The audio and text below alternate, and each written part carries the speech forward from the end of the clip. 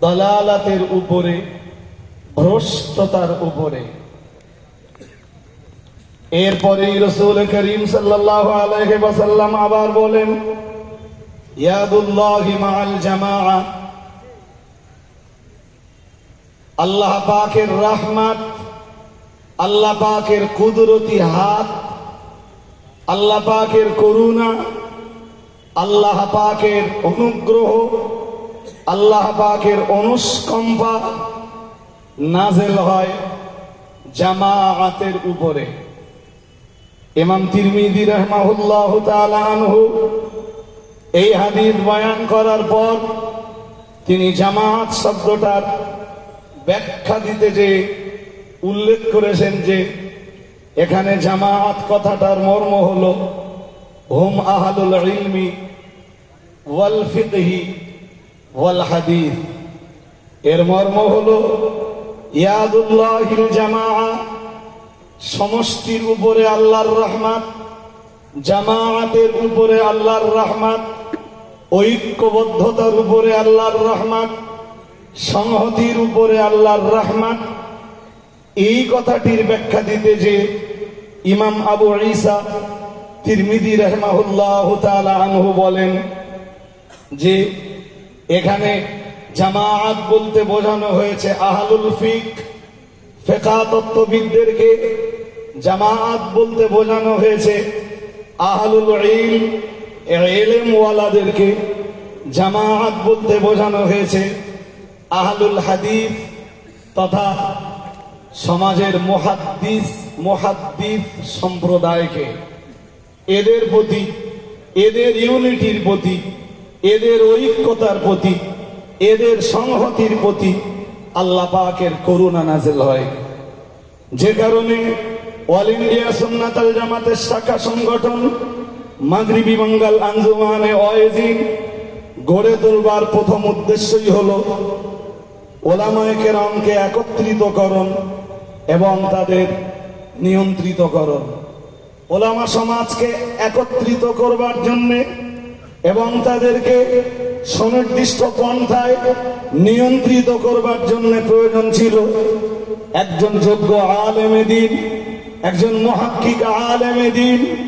মাগরিবি বাঙ্গাল আঞ্জুমানে ওয়াইজিনের সদস্যরা একজন মুহাক্কিক আলেম হিসাবে, একজন হাক্কানি রব্বানি আলেম হিসাবে তাদের উপরে নেতৃত্ব দানের জন্য যে মানুষটাকে নির্বাচন করেছেন তিনি হলেন মুহাদ্দিস, মুফাসসির, ফিকহ তত্ত্ববিদ, জামিয়া রহমানিয়ার মহামান্য পরিচালক, অল ইন্ডিয়া সুন্নাতুল জামাতের বর্তমান প্রেসিডেন্ট মহামান্য মুফতি আব্দুল কাইয়ুম সাহেব হুজুরকে।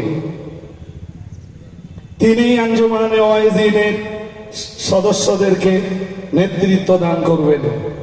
2, আঞ্জুমানে ওয়াইজিন গঠনের দ্বিতীয় উদ্দেশ্য হল ভ্রান্ত আকীদার খণ্ডন এবং বিশুদ্ধ আকীদার প্রচারকরণ। আমি ব্যাখ্যা করলে অনেক কথা বলতে হবে, শুধু মূল কথাগুলো আপনাদেরকে শোনাচ্ছি। নাম্বার 3, মুসলিম সমাজ থেকে কুসংস্কার ও বেদাত দূরীভূতকরণ এবং সমাজে বিশুদ্ধ হাদিস অনুযায়ী সুন্নাতের প্রচলন। 4, মুসলিম সমাজ থেকে শিরকের মতো সর্বোচ্চ পর্যায়ের গুনাহ দূরীকরণ এবং শিরিক মুক্ত সমাজ গঠন। 5, সুদ, ঘুষ, মদ, জুয়া, তাস, পাশা, লটারি, জেনা, ব্যভিচার, নারী ধর্ষণ, নারী শ্লীলতাহানি, চুরি, ডাকাতি, খুন, রাহাজানি, অবৈধ রূপে জনগণের মাল আত্মসাৎ ইত্যাদি সমাজ বিরোধী কাজের সাথে যুক্ত ব্যক্তিদেরকে কোরআন, হাদিস, কিয়াস, ইজমা ও যুক্তির আলোকে বক্তৃতা প্রদানের মাধ্যমে ইসলামের মূল স্রোতে ফিরিয়ে আনার চেষ্টা করব। 6 নম্বর বিষয়টা অত্যন্ত ভাইটাল, অত্যন্ত গুরুত্বপূর্ণ। সারা বাংলা জুড়ে ধর্মের নামে এক ধর্মীয় প্রচারের নামে এক বিরাট বড় বিজনেস চলছে, যে কারণে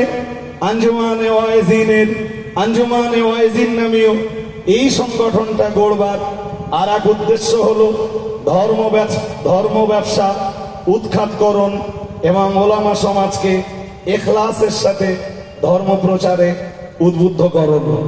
আপনারা খুব ভালোই জানেন ফুরফুরা শরীফের মুজাদ্দিদুজ্জামান কুতুবুল আলাম আমিরুশ শরিয়াত আলা হযরত দাদা পীর কেবলা রহমাতুল্লাহ আলাইহি তার সৈনিকদেরকে নিয়ে এপার ওপার বাংলা সহ আসাম ত্রিপুরা সহ ভারতবর্ষের বিভিন্ন স্টেটে তিনি ধর্ম প্রচার করেছেন, তার সাথীরাও ধর্ম প্রচার করেছেন।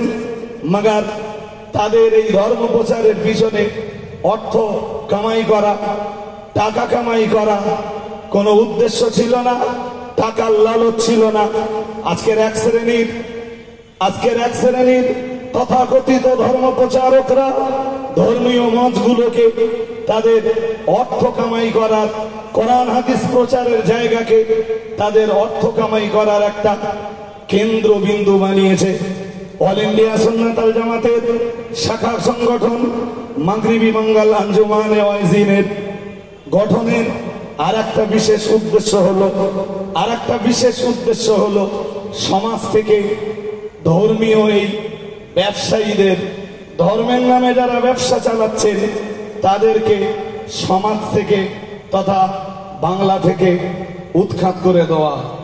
অল ইন্ডিয়া সুন্নাত আল জামাত এদের এগেনস্টে আন্দোলন চালিয়ে যাচ্ছে এবং এদের এগেনস্টে আগামী দিনও আন্দোলন চালিয়ে যাবে। নাম্বার 7, কোরআন হাদিসের নামে নিজেদের রচিত ও বানোয়াট গল্পের বাতিল ও রহিতকরণ এবং ওলামায়ে কেরামের দ্বারা কোরআনুল কারীমের সহিহ তাফসীর ও বিশুদ্ধ হাদিসের প্রচারের প্রতি উদ্বুদ্ধ করণ। নাম্বার 8, প্রত্যেক মুসলিম নারীকে মক্তব, মাদ্রাসা, ইসলামিক মডেল স্কুল ও নৈশ স্কুলের মাধ্যমে বিশুদ্ধ রূপে কোরআনুল কারীমের তেলাওয়াতের তালিম ও ইসলামিক অপরিহার্য বিষয়গুলি অনিবার্যভাবে শিক্ষা গ্রহণের প্রতি উদ্বুদ্ধ করণ, যার প্রায় 90% দায়িত্বভার বহন করে চলেছে অল ইন্ডিয়া সুন্নাত আল জামাত পরিচালিত কেরালা মডেল স্কুল। নাম্বার 9, মুসলিম জাতির মাঝে বিশুদ্ধ নিয়মের প্রচারকরণ, যার শিরোভাগ দায়িত্ব পালন করে চলেছে বঙ্গনুর পত্রিকা। নাম্বার 10, সামাজিক দ্বন্দ্ব ও কলহের মীমাংসা এবং মামলা মোকদ্দমার নিষ্পত্তিকরণ। কোরআনুল কারীমে আল্লাহ বলেন, ওয়াইন তাইফাতান মিনাল মুমিনিনা ইকতাতালু ফাআসলিহু বাইনাহুমা ফাইন বাগাত ইহদাহুমা আলাল উখরা।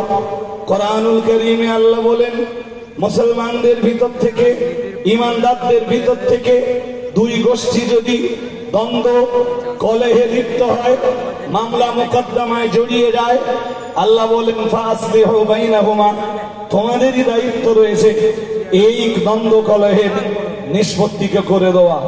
অল ইন্ডিয়া সুন্নাত আল জামাতের শাখা সংগঠন